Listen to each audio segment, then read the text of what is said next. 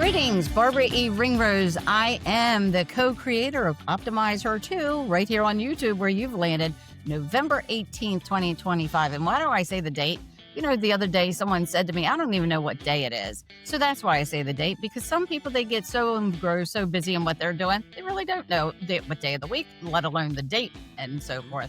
So here on Optimize Her 2, I have my co-creator, LaQuincia and Nichols of experiencecoaching.com. We're both founders of small business. I'm at wowwomenus.com. She's with experiencecoaching.com.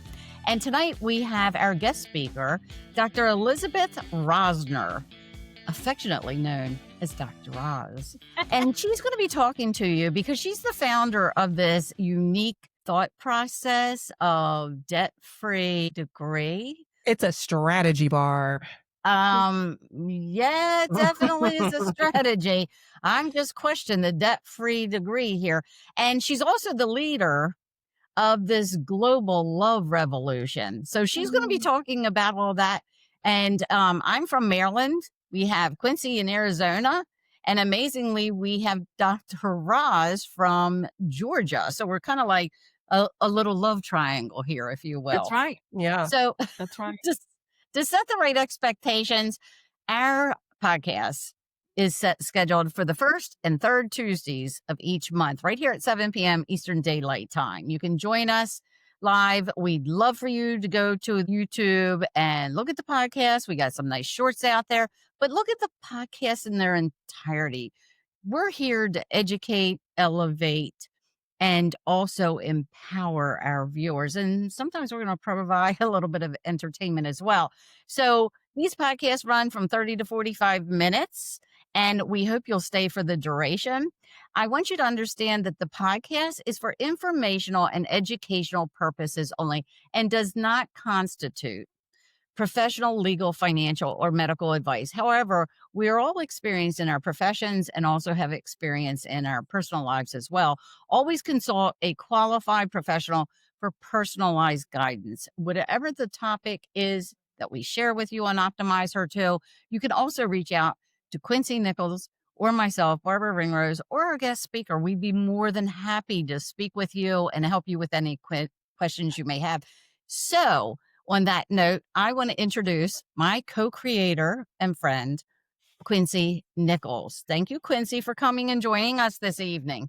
Listen, there is no other place I would rather be on my first and third Tuesdays, right? And I think what's really exciting is, you know, we're doing great things at my business experiencecoaching.com, where I am maniacally focused on helping all ambitious women unleash their fiercest truth in the moments that really matter most to them and navigating through those tough conversations. And one conversation I'm excited for today is all about DrRoz. And I want to give you a little bit of a brief really quickly, just so you know the powerhouse that's joining us today. So at her core, DrRoz is an educator, a leader, a changemaker.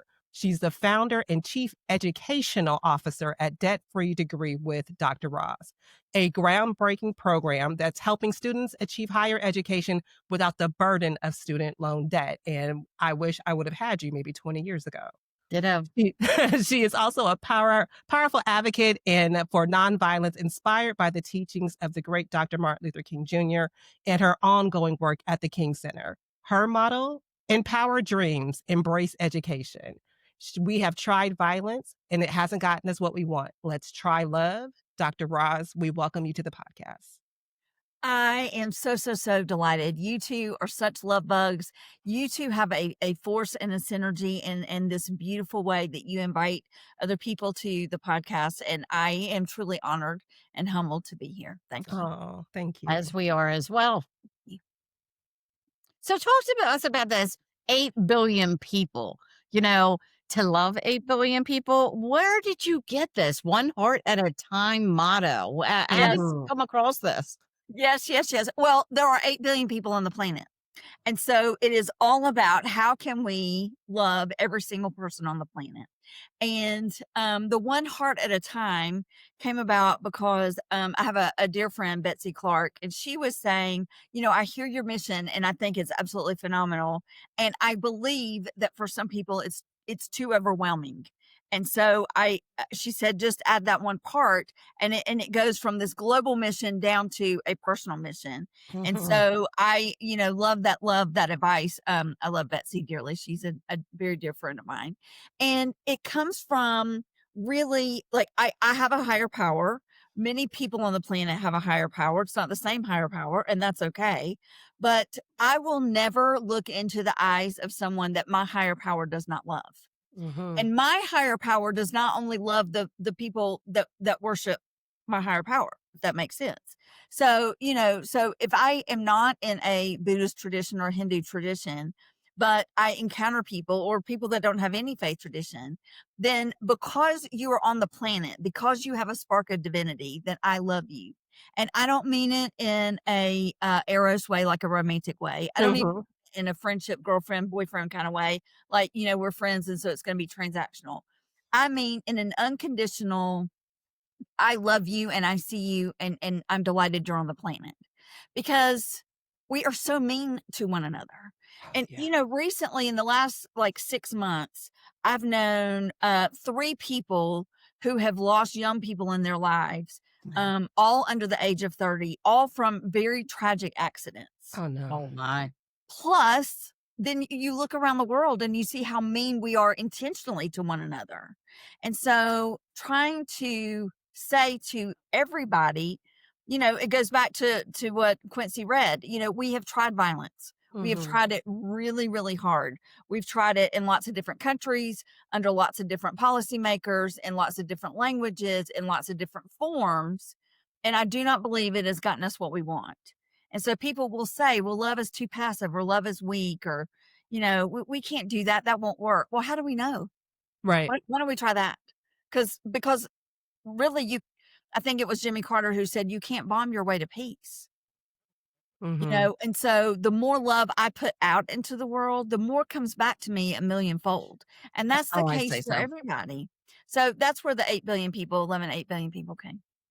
Yeah, I don't think the general population. I always you talk about the hate and the violence and so forth. I always talk to people about the ignorance, the incompetence. How do we get here? Because we have become so ignorant, so closed-minded because of that ignorance. And I think that ends up, we feel bad about ourselves. And what do?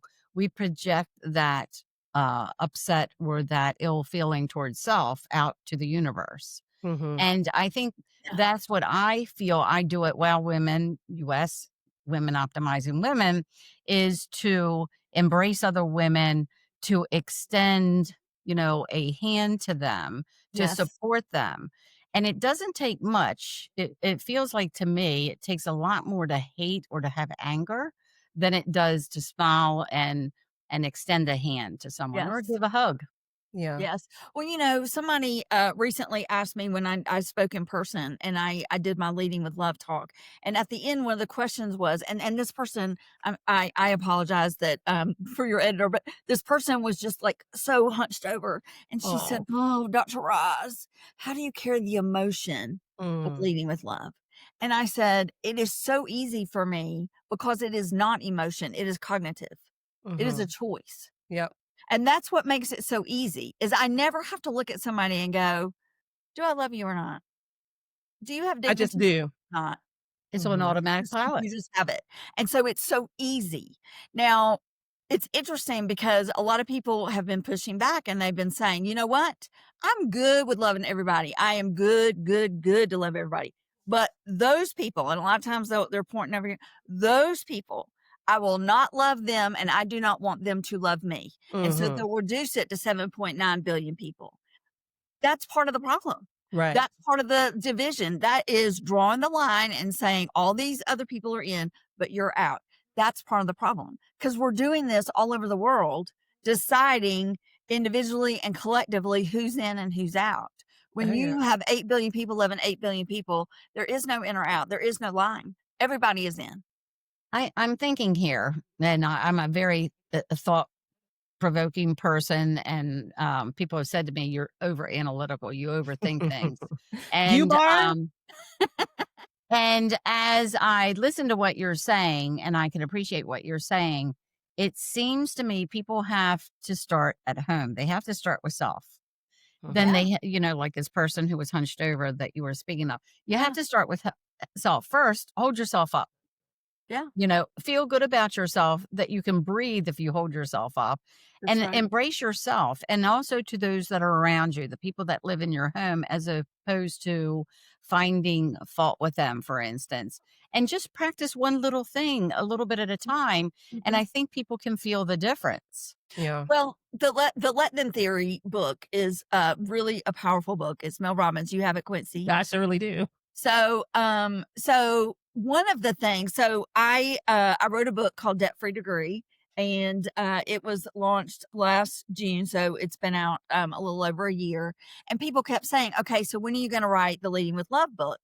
And I was kind of thinking about it, and I enjoyed writing the book. I love education. I love books. I love launching books. All the things. Well, then when I read Mel Robbins' book, I was like, well, she already wrote it, so I don't Uh-huh. even write the Leading with Love book. What's so powerful about what her book is not only the let them theory, which is powerful, but it is in turn followed up with let me. Mhm. That's the power. So let me. And what you're saying, Barbara, is so true because yes, there are things that happen in our homes that we can just let go of. Like that's who Mr. is, and that's okay. And Mr. in turn has a lot of times say, well, that's who Elizabeth is. And so Mhm. I just need to let her be who she's gonna be. Right. And so however, there are times I think it's easier to practice the agape love with people that we don't know, Oh, yeah. because people that are in our home, there are other layers of love on there. So Dr. King talks about this, and he talks about the different types of love. Of course, there are a lot of different kinds of love, and but Mr. and I have an eros love because there's a romantic love with us. And then, if my girlfriend's from, second grade is here, then, Right. then there's that philia love, that Mhm. brotherly, sisterly, that friendship. And those are transactional, Mhm. you know, and then you layer, sometimes it's harder to layer unconditional on top of that. Whereas like, I tell this story frequently. This has been about 4 or 5 months ago. I was in the grocery store and I encountered this gentleman as my cashier, and he was wearing a name tag. And his name tag, I live in Atlanta, Georgia. His name tag was not a name that I had ever seen Okay. here in the South, and I wasn't exactly sure how to pronounce it. But I just said, "Well, hey," and I attempted it. I mean, he whipped his head around and looked at me, and I thought, "Oh my goodness, maybe I just botched it horrendously, or he didn't want me to call him by his name." Whenever he looked at me and he said, "I have been here for 8 hours and no one has called me by name." Aw. Mm. That's all it takes, y'all. I see you, and you Yep. have dignity, Your and you have server at the restaurant, they Oh, have a yeah. name. Ask their name and introduce yourself. yes, Yes, you're at yes, their house. They're yes, Mhm. serving yes, you. Yes. yes, How exactly. easy. Yeah, I love I that. I think there are so many simple ways to your point of talking about just how to help people be seen, right? And yes, even with that, people have on a name tag, like you can address them by name. It's such a quick and easy thing to do. And it makes me think about my mom because she was always that lady that would be like, oh, hey, hey, hey, hey, right? yeah. And now I find myself being that same way because I Mhm, know what it's also like to be on the other end of working your shift. You've been mhm, doing the thing that you do all day long, and mhm. no one has really cared anything more besides the sort of the widget that you may process, right? Yes, And moving on to what they need. So yeah, when someone does stop and give you that moment of acknowledgement, and even just saying, "Hey, thank you for right, being here right now to help me right, with this. Thank right, you." Right? right, I yeah, think it makes a difference. yeah, and I have a question, Dr. Roz. okay. Can you give a little bit? I know you held up your book here, um, the debt free education, but can you talk to us maybe give us a few little pieces about what that's about? Because I had Mhm. student debt and it took me like 20 years to pay it off. Mhm, mhm. Yeah. So each of you have said, "I wish I knew you then." That is Right. Mhm. something I hear every single time I bring up Debt Free Degree. That is something I Yep. often hear. What's interesting is I want to be careful and I'm not speaking it out over myself and over all the other students. And I will say, all three pillars that God has given me for Love Revolution, all three of them are very countercultural. So in Oh. all three, I am swimming against the tide of the way that the culture is going. And DebtFreeDegree is one of them. And so I mean, like I will do a 30-minute webinar about all the tips, tricks, and tools to earn a debt-free degree and open it up to Q&A. And somebody will say, now, where's the best place that I can find the best rate for the student loans? I got nothing. Or I've had this question too. I am 6 figures in student loan debt because I'm earning my PhD. I also work at a hoop-to-do job. And so I'm earning like 150, between 150 and 175 a year. And so how can I best structure the income that I'm making so that, and she's pointing here, so that my son gets as much loan amount as he can get? Ma'am, I got nothing for you. You're in the wrong workshop. I mean, you've just sat here for 30 minutes and listened to it. That's how pervasive it is, that you have to take the loans and figure out how to pay it off later. So I would love for every single person on the planet, well, I'll just say in the US because I don't know other higher education systems, but here in the US, we have a problem with student loans. Many of us, when we're having children, bringing children into our home, adopting children, however it is that this baby comes to you, many of us are thinking to ourselves, I've got a plan over your life, and it involves some type of education post high school. Right. Stop. I'm asking them to add one word, debt free. From birth, from the time they come into your home, from the time that you begin planning for their sweet little future, from the time you begin saying, I don't know what your future is going to be. I just know that I'm here for it. And whatever unfolds in your life, I'm delighted for it. Debt free. And 60 to 65% of that student loan debt is women. Yeah. You shared that. I had not heard that statistic. You shared that with me the other day. And that's, 60 to 65%. I think a lot of that, Barbara, is because women believe that we need more credentials than men. Absolutely. And women are also holding a lot of different hats. And so sometimes we're having to go to a more convenient, more expensive route to earn. And so we're not able to necessarily do a day program at a community college. So we're doing like an online for-profit. Also, I believe women, because of the credentials, we tend to get more degrees and more degrees and more degrees. So I think that that's part of it too. If I had a nickel, and I'm not exaggerating, if I had a nickel for every person who has said, I wish I knew you then, I truly would. I could just, buy me a beach house. Well, I hear you too, because I can remember back, in a lifetime before, to your credit, of oftentimes men will apply for a position. They have 30% of the qualifications. They'll throw their hat in the ring, right? And there would be women colleagues who would want to have like 150% of the skill set, right? Before they would even consider telling anyone, right, that, hey, I may even be interested, once they even build up the courage and got through thinking they need to have permission to even say, I want to try for this other position. That's right. Yes, that's true. That's very different between the sexes, that's for sure. We're, biologically different, and we think different, and our hormones are different. And you mentioned we wear so many hats. There's just so many differences there. And I think we have that authentic style to us. Hence the reason why Optimize Her Too comes from that authentic position, because without that authenticity, you don't feel confident. And therefore that woman doesn't feel confident to throw her hat in the ring in conjunction with that gentleman who does, that has 25% of the qualifications. But I think at the same time, we all have to learn to play the games, whether it's, how to live in a debt-free society, how to have debt-free education. And by just getting a book, a simple debt-free degree little book that DrRoz has created, and they can go to your website and get that. Yeah. If they go to my website, DrRoz.love, all my website pages end in love, DrRoz.love/DFD, they get a free chapter of the book, which lays out the entire grit blueprint. So the thing is yes, I'd love for people to buy the book. I'd love for people to, sign up for debt free degree coaching. I'd love for people to say, yes, I'd like a debt free degree club in my middle school or high school, in my home school, in my church youth group, wherever it is.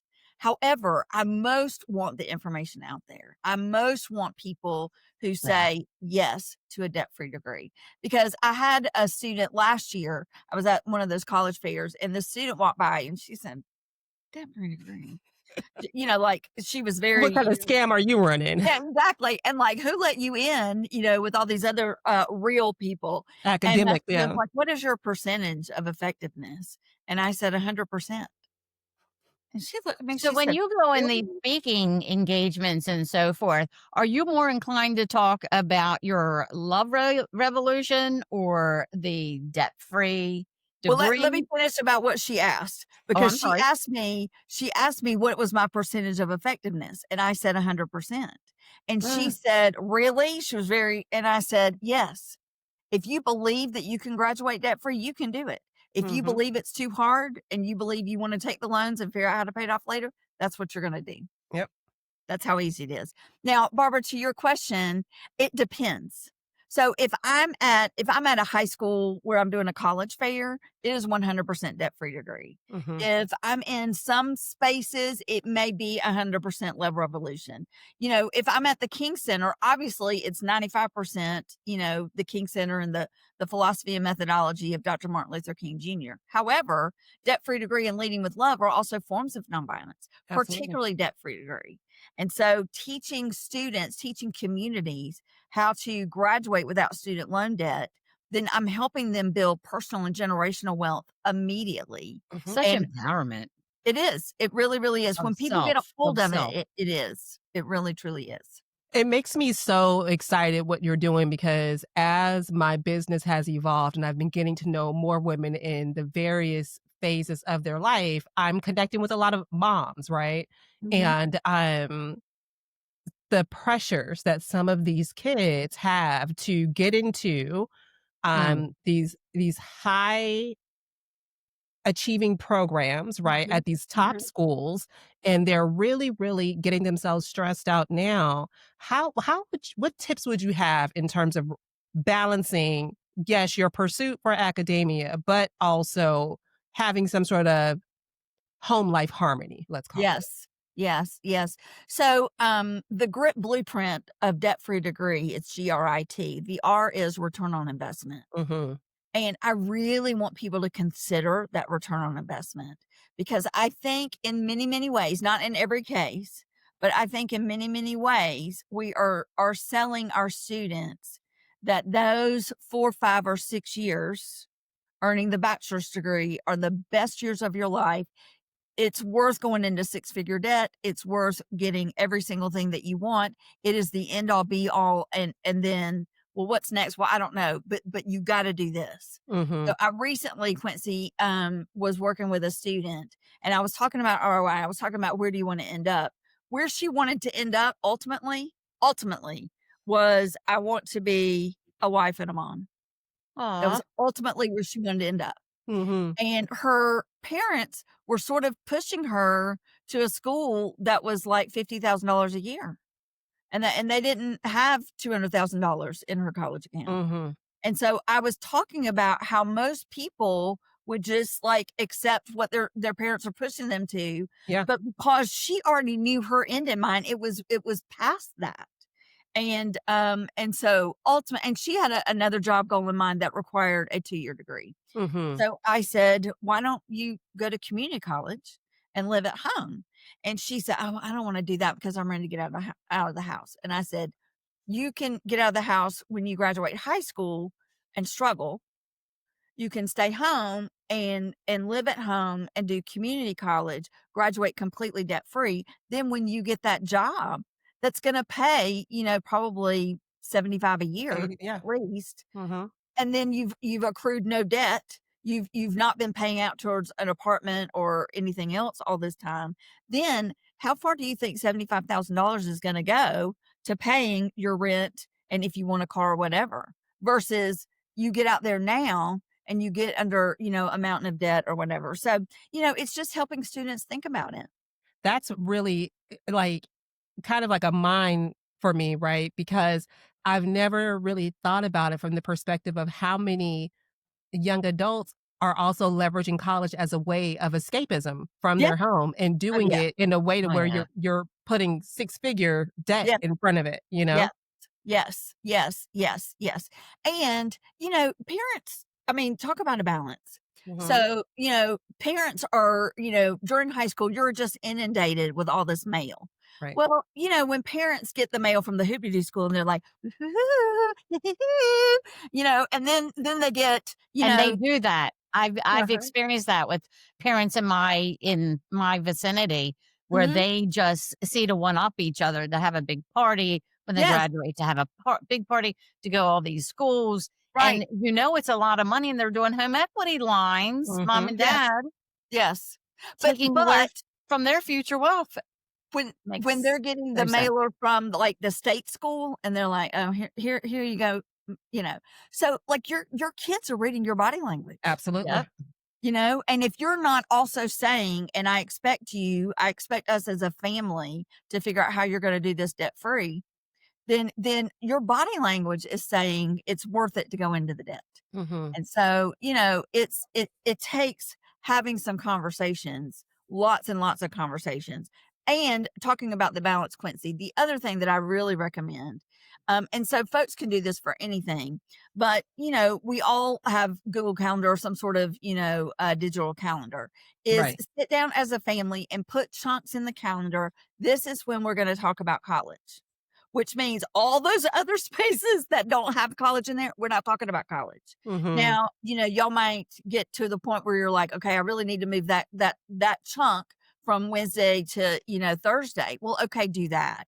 But then that way, nobody is expecting to talk about college at the breakfast table, in the carpool line, after, they get picked up from football, all those things, Right. then you, and we can do that with anything. Yeah. And it allows for each party or parties to come to the conversation prepared. Yeah. Now I had one family, they were really awesome in terms of this. They would put these chunks in the calendar and the mom or the dad or the person who was next ready to go to college, but then they had younger siblings, they would go in and in the note section of that particular Google, that event, they would say, well, let's talk about this or let's talk about this. And they were all like something would come up immediately and they would put it there. Mhm. So it's like a little parking lot I too. like it. That's a Yeah. really good strategy. We didn't talk about college when I was growing up. It was you were going to work, Barbara, and you were doing Mhm. these certain classes while you were in high school, Yeah. and that was going to get you to where you needed to be. And then, of course, later on in my mid 30s with 3 kids in tow, age 2, 4, and 5, then I'm going back to get my biology degree. And luckily, there were grants and so forth. And it took time to get that a little bit longer, 6 years to get that 4-year degree. But Mhm. another thing that I think is exciting about you is your passion for football down there. I know you talk Hold to us tight. about those Bulldogs. Yes, Yeah. ma'am. Yes, ma'am. I could talk to you all day long about the Bulldogs. Mhm. I had a networking, a one-on-one, and I met him at a networking event. And he was like, "Let's go to coffee or go to lunch." Seriously, in like the next 4 weeks, I was unable to do either coffee or lunch, and I was like, "What about an early dinner one night?" And so the two of us met for dinner. Well, I did not know that he was a not only avid fan, but graduate of the University of Florida. And I Mm. am an rabid University of Georgia fan. And the first 45 minutes of dinner, we talked about SEC football. It was so delightful. It was just absolutely so lovely.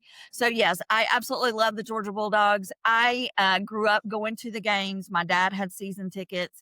And so my sister and I would go, to all the home games. It feels like home. And as you can imagine, it's a really expensive sport, to have, season tickets. So Mhm. so our stepmom has our dad's ticket. Our dad passed away in 2000. He's been gone Mhm. for Oh, 25 years, but goodness. our stepmom still gets those tickets. And so she and my sister, share those. And so So I don't really get to go very often in person. And this year I've gotten to go to 2. So my sister invited me to a game in September. And then my son called last week and he said, Mom, I was given 2 tickets. It was actually his godparents. So shout out to the godparents who called and said, we've got 2 tickets. And so he called me and he said, Mom, I've got these 2 tickets. Do you want to go? Yes, I do. It was so much fun. The dogs won. It was a beautiful night. It was just, it's just such an electric atmosphere. And, The dogs. it's great watching everybody come together. And so, Listen, Dr. Roz, you are one of my favorite people, but I would be remiss to sit here and just not give an appropriate roll tide in my household. sister. Okay. The other game I went to, Quincy, was the game we lost to y'all.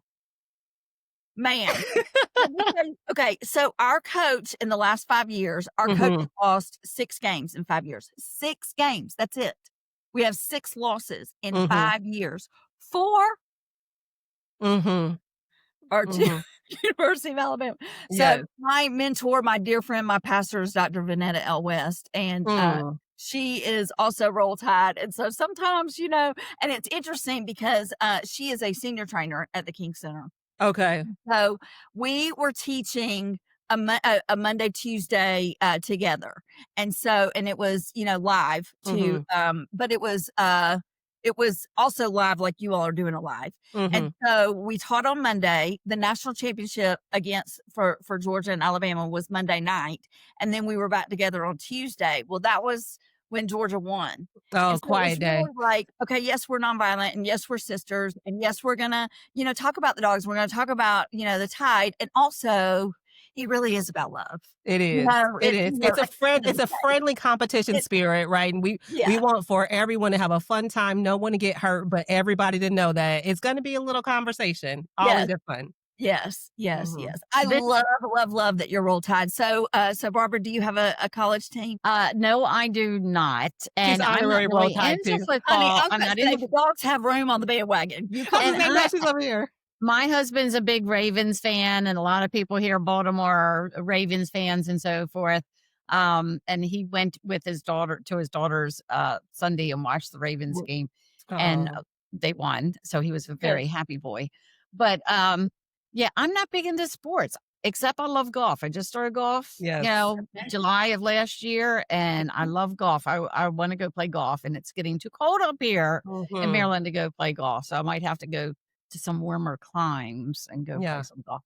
Well, this has been really exciting, Quincy, as always, to have you with us. And, we hope everybody comes back and they view DrRoz and they take a look at your website and consider your DebtFreeDegree book and check that out. I think you're offering a free chapter to them for them to read and get the gist of what it's all about.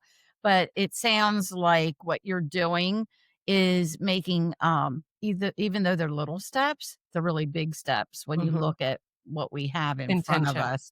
And it just takes all of us coming together to make the world change. And I believe as women, the 3 of us do that every day in our business and in our conversations and our podcasts. And we are so blessed that you could fit us into this time slot this evening. Because that was amazing that you came through so quick and you put it all together. And Trisha for helping you do that, make it happen. And Trisha Soderstrom, of course, has spoken before. You're on Optimize Her too. She's doing the editing for us, and we'll have an edited version, just like every week that we air on YouTube. Optimize Her too. She does the editing and makes us look all pretty and everything.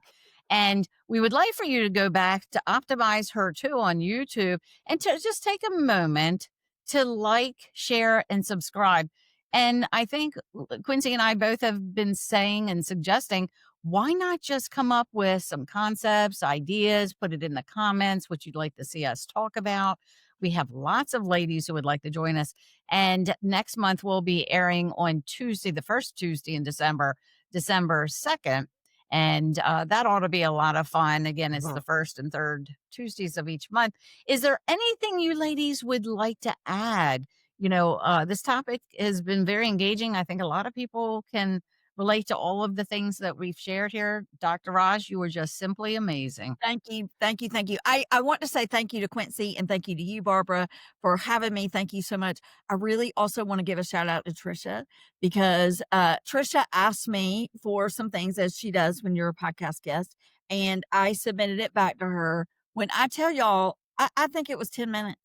Here are your graphics. Here's the copy. Here's the run of show. Here's how you get on Riverside. Trisha. So you are also a rock star. So thank you for being amazing. Robert and Quincy, the synergy and the love that's here, the intellect that's here, the desire for women around the world to be passionate and be emboldened and be empowered. It's so evident. And even though I'm only virtually sitting between you, I feel that sweet little hug. Hugs. So thank you. Thank you for having me. Thank you. The I virtual appreciate hugs, that. virtual hugs. Yes. And I would just ask for our listeners, once we have this sort of episode edited and it's in a pretty little bow, this is a special little treat to send to parents or people in the lives of young adults who are going to be making that transition to the college. And, I think while it's great to start when they're little, but if you have to play catch up, Dr. Roz has some excellent strategies. Send them this recording. And so they can be connected with Dr. Roz and maybe attend an upcoming workshop, get the book, but be informed is the goal. Yeah, because you don't want to graduate from college with debt. I mean, like I said, it took me 20 years. And Right. Dr. Roz, I think your formula is all about success. Thank you. When it comes to the education standpoint and so forth. Thank you, ladies, so very much. And thank you all for coming to Optimize Her Too right on YouTube. We hope to see you on December 2nd. Come back again. We're going to have a very, very different type of Optimize Her Too just for you. Thank you all for joining us and stay well.